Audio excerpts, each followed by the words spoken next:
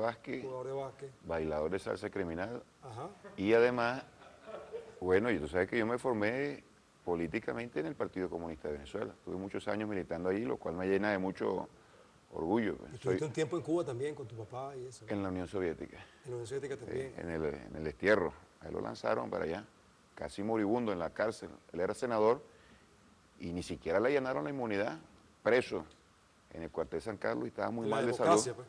en la democracia esa tan tremenda que asesinaba y desaparecía. Y casi moribundo lo tuvieron que soltar y allá en la Unión Soviética lo salvaron, el adelanto de la medicina.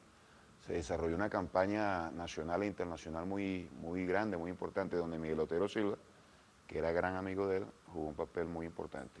Y bueno, casi El muere. papá de este muchacho. Bueno, imagínate, es una desgracia, ¿no? Que un hombre tan importante y con esa capacidad y con esa huella en nuestra historia como Miguel Otero Silva haya tenido este engendro. Bueno, así es.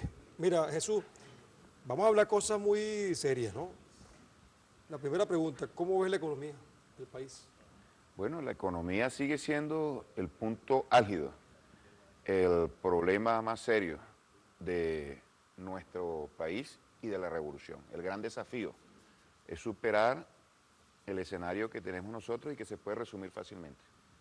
En primer lugar, alta inflación, carestía, una inflación con la cual nosotros no podemos convivir por mucho tiempo, el deterioro de unos índices de pobreza que no es de la magnitud como lo viene presentando de una manera muy manoseada y manipulada la oposición, pero evidentemente se ha deteriorado, obedece precisamente a esa inflación.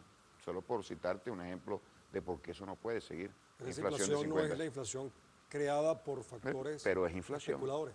es incremento de los precios. Después vamos a ver cuáles son los factores que han incidido allí.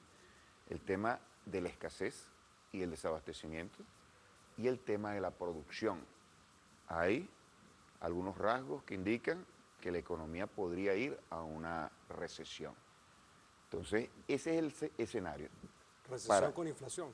recesión con inflación y escasez. Entonces, ese es el escenario.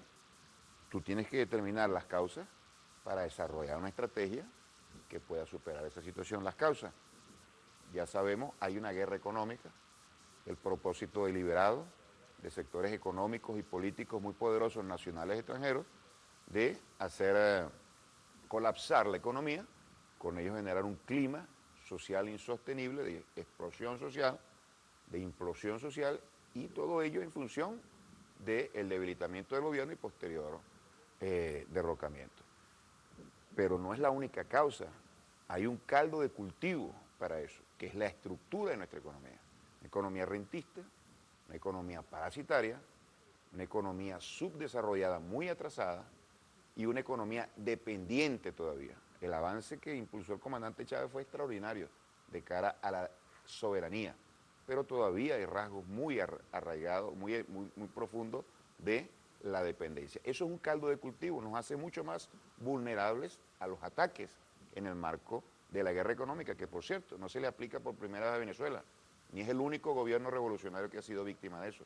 Todos los gobiernos revolucionarios han pasado por ese camino, el ataque del imperialismo y de la contrarrevolución nacional para desbancarnos del poder.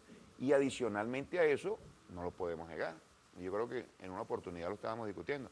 Nosotros hemos cometido errores y eso no le puede extrañar a nadie porque la única manera de gobernar es teniendo un propósito, desarrollando y desplegando un esfuerzo, y allí, por supuesto, siempre hay la susceptibilidad, siempre hay el margen para un error. Ahora, los revolucionarios son revolucionarios precisamente porque reconocen los errores y lo enmiendan de manera inmediata. ¿Cómo se ataca eso?